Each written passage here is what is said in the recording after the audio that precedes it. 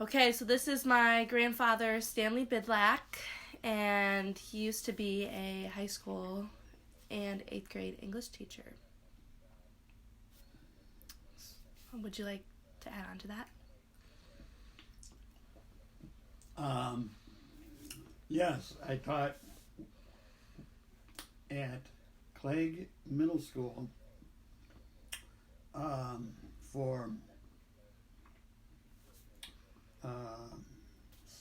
I think 6 years. Before that, it was at Tappan Junior High School for 3 years, and then I went to Huron High School in '78. That's right. Was the rest of my time. So 36 years altogether. Pretty impressive. So today we're going to be talking about children's literature, and I know you have taught a lot of children's literature, and children's literature can be anywhere from kindergarten to senior year of high school. So the first question I'm going to ask you is, in your opinion, what constitutes as children's literature? How would you define it? Well, I guess it's any kind of literature that kids can relate to in some way. They've got to be able to read it, or at least listen to it being read. And they've got to be, depending on their age group, I mean, there's different sophistications in age groups, but the literature that they're reading has got to be age appropriate in terms of how well they understand it. Understanding it, not just the language, but from their life experience a little bit. So a child who's a second or third grader is not going to do well reading Shakespeare. So age appropriateness is a little tricky, because some kids are vastly more mature or vastly less mature than others, and so that can throw a monkey wrench in that deal. But age appropriateness is important, and yet from a teaching standpoint, you want to be able to make the kids stretch themselves intellectually. So you teach them why this is an important book, like To Kill a Mockingbird, or a Shakespeare play, or Dr. Seuss, Green Eggs and Ham, or Okay. So going off of that, do you think that children's literature should have heavy topics that might relate super hard to some kids, and some kids might not understand it at all? Like, how would you approach heavy topics in the media, or racism, or immigration? That's very tricky, very tricky. For some kids, learning to read opens a huge new world to them that they continue to grow with as things get more complex in their lives. And then you have other kids that are just very literal and have trouble seeing beyond their experience. A lot of it depends on how active a kid's imagination is, and so it's really a whole range of craziness. So how did you encourage children who were a little bit more not closed-minded, but not willing to look at it from different perspective? How did you encourage that when reading children's literature? That's one of the secrets of teaching. So I'm not at liberty to tell you. No, Just kidding.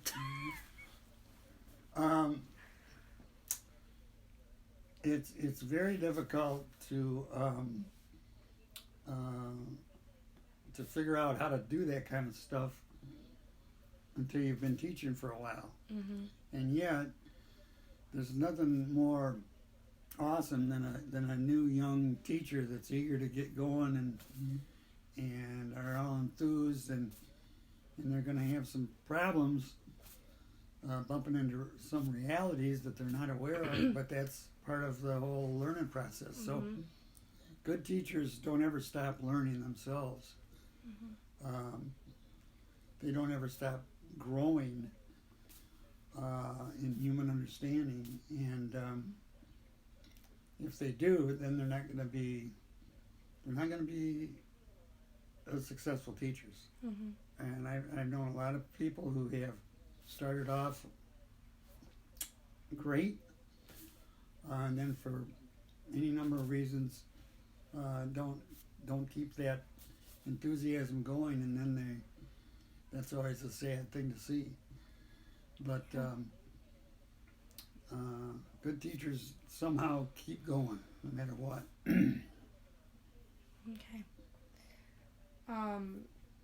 So kind of changing the topic a little bit, how do you think society has impacted literature over time for children? Like, since you've been a teacher, how do you think it's changed, or the focus of literature has changed? Well, it depends on if you're talking about fiction or nonfiction, Okay. drama or songwriting. Mm-hmm. I always use a lot of music in my own teaching, especially people like Bruce Springsteen.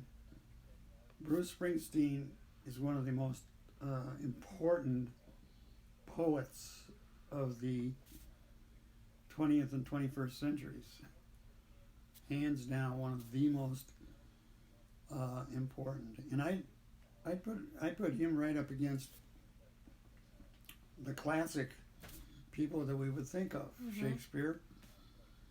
It's a totally different form of poetry and music, but not less important Mm-hmm. in what it's saying. Mm-hmm. Springsteen is one of many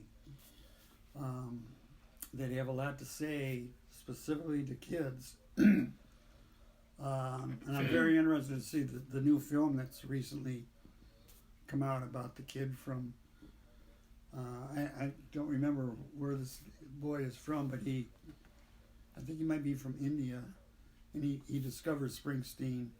Oh, Yeah, yes, and I've heard about that. Yeah, do you Mhm. remember what it's called? I can't remember. I can't remember But either. it's Blinded by the Light. Yes, Yeah, okay, I'm very anxious to see that. me too. But that's what I'm talking about. Mm-hmm. But today I would have a very difficult time being in the classroom because of what's going on specifically in America right now. Mm-hmm.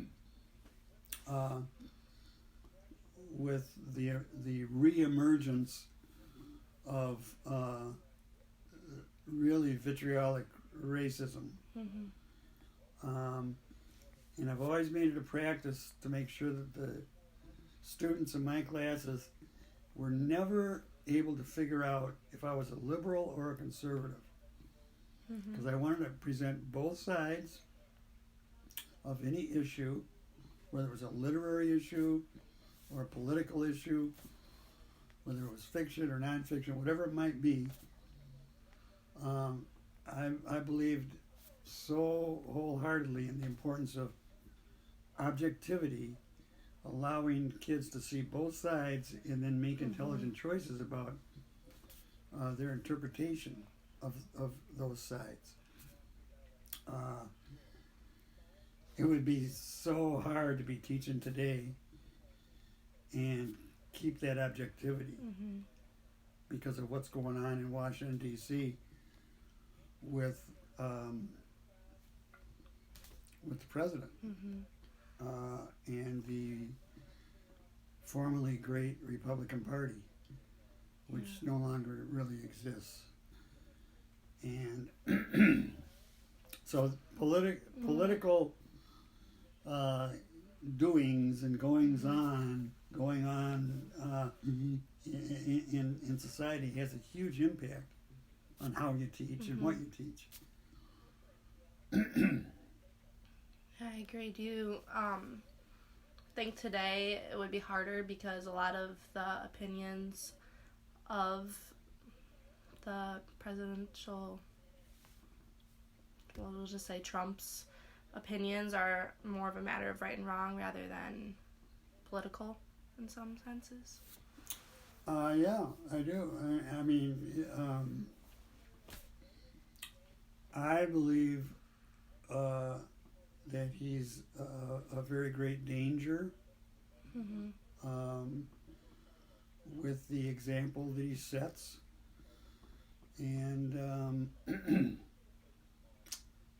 I don't know where this is all going to lead. Because I don't believe that Trump is the cause of all this upheaval. He's a symptom of it. He is one of the primary symptoms of what's going on. This is going on all over the world, and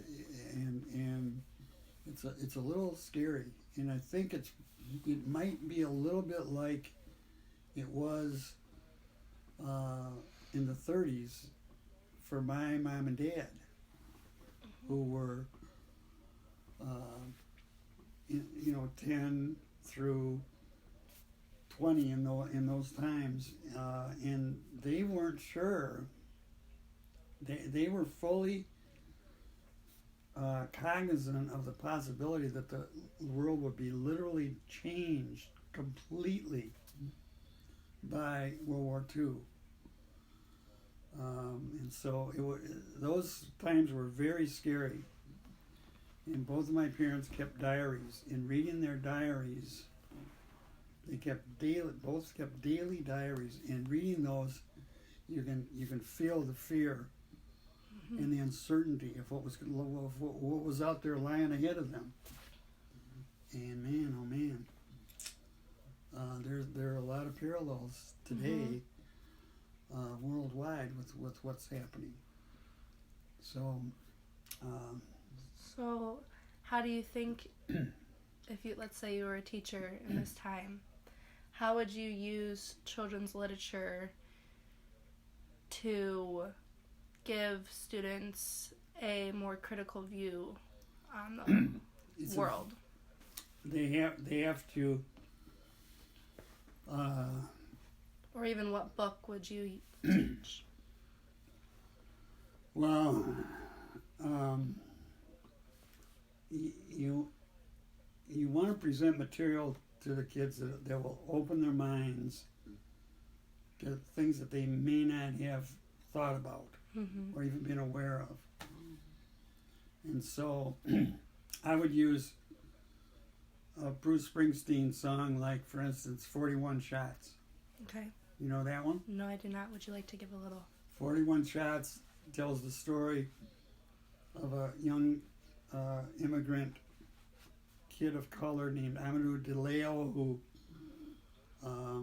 lived in New York City at a time when New York City was doing everything it could to crack down on street crime. And this boy was going home late one night, and he was in the vestibule of his building when he was confronted by some police officers. They were white. He was of color. They told him to show them his ID, and he reached into his pocket to take his wallet out. They thought it was a gun, and they shot him.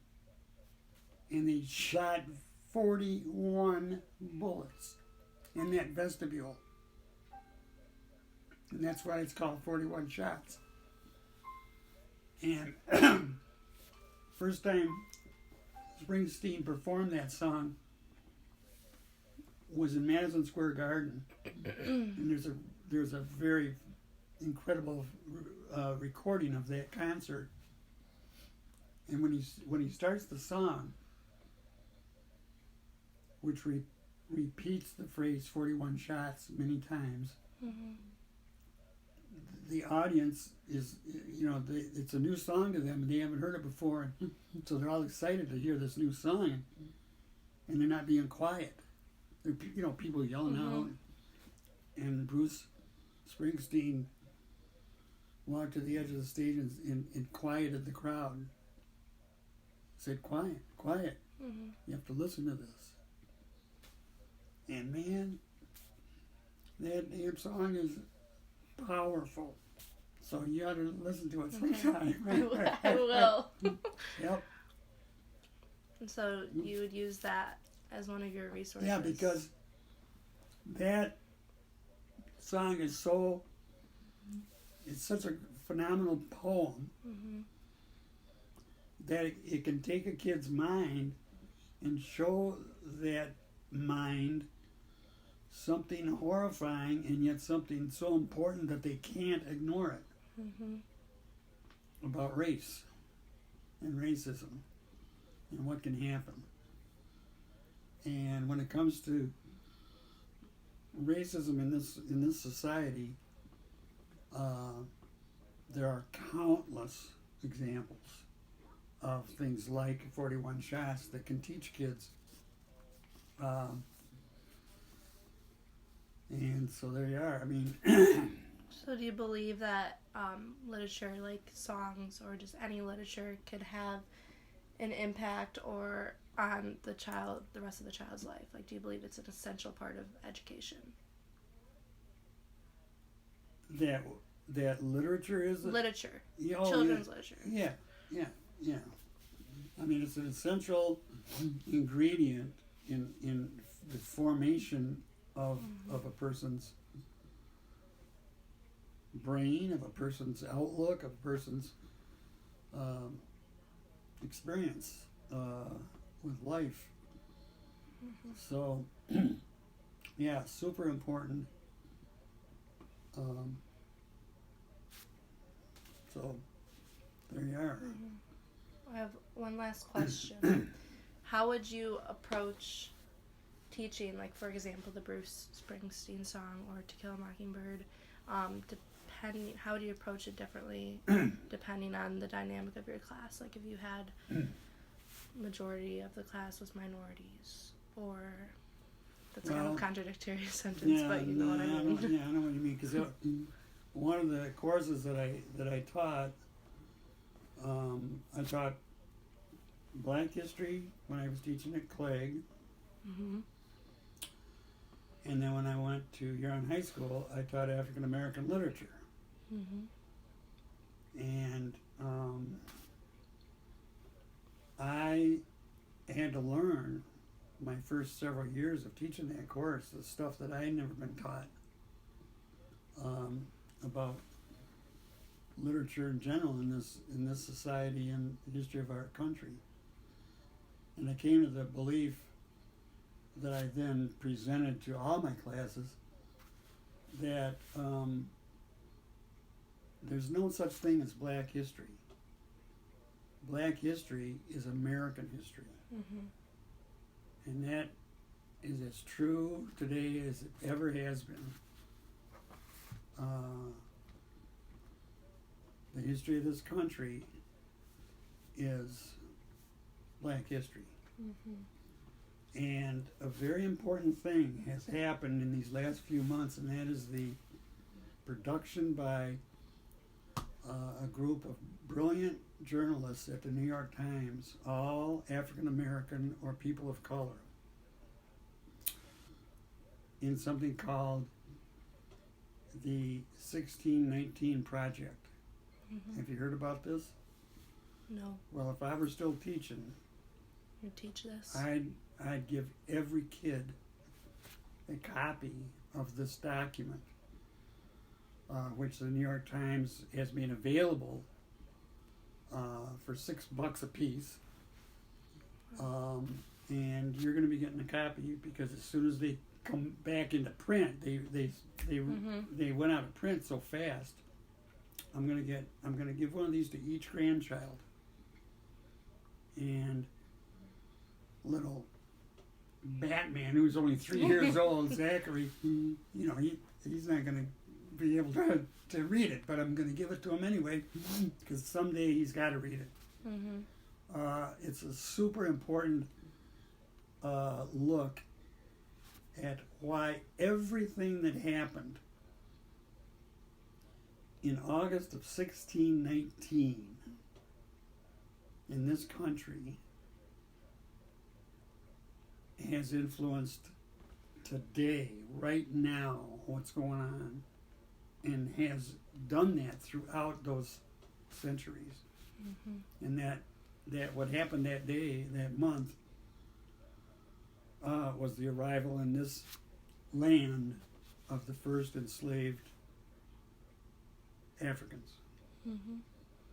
And the historical record is not clear about all the details, but the most scholarly work that's been done shows that there were probably 19 African people who were brought here against their will and either placed in involuntary servitude as indentured servants, or more probable, the majority of them were placed into slavery. And it's the premise of this project done by the New York Times, the 1619 Project.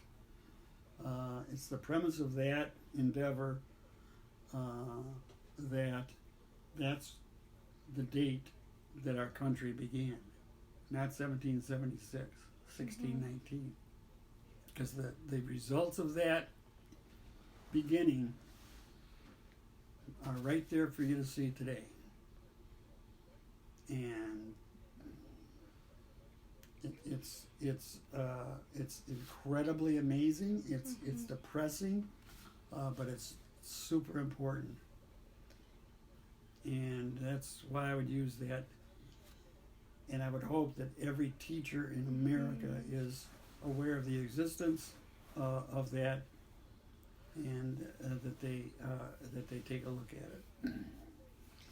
Would you agree that a lot of the older literature makes the United States focused on only the white history?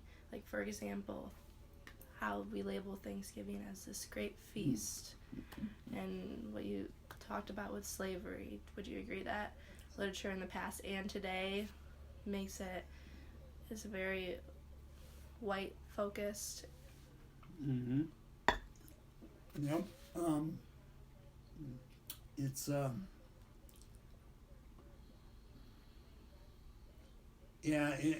you got to figure out a way to let kids discover for themselves almost that that's a reality. And that's one of the core challenges of being a teacher in this society. How do you go about doing that? And it would be a heck of a challenge to be teaching To Kill a Mockingbird today. There are. I'll give you a perfect example. The To Kill a Mockingbird of the 19th century was The Adventures of Huckleberry Finn. And one of the most important pieces of literature ever written by Mark Twain. And it's the story of this kid. He's around 12, 13, or 14, Huckleberry Finn, who discovers, and he's a racist to the core because of the way he's been raised and the society that he lives in. And yet, Twain said, and I always choke up when as you know, know. you know me. Twain said, Huckleberry Finn is a book of mine in which a deformed conscience comes into collision with a sound heart, and conscience suffers defeat. And that's what that book is all about. And if you can get kids to understand that, as Huckleberry Finn himself, the fictional character, never could quite understand, then you've done something really important. So the tragedy of today's world is that book has stopped being taught widely because teachers are confronted with this gigantic problem, which is Huck Finn is a dyed-in-the-wool racist. I mean, the boy Huck Finn. And teaching that stuff is a very tricky deal. And there have been school districts where the book is now banned, where teachers are afraid to teach it. There are fewer teachers teaching the book Huckleberry Finn today in American literature in Ann Arbor's high schools than there ever have been. Fewer every year, because it's so challenging to do it. So, and it's, and you have to be so in tune with the fact that if you have black students in your class, it's going to be tremendously difficult for them to be in a situation where these things are read and talked about every day, and every page of that book is a reminder to a black kid of the racism that they're in the midst of and have to grow up inside of.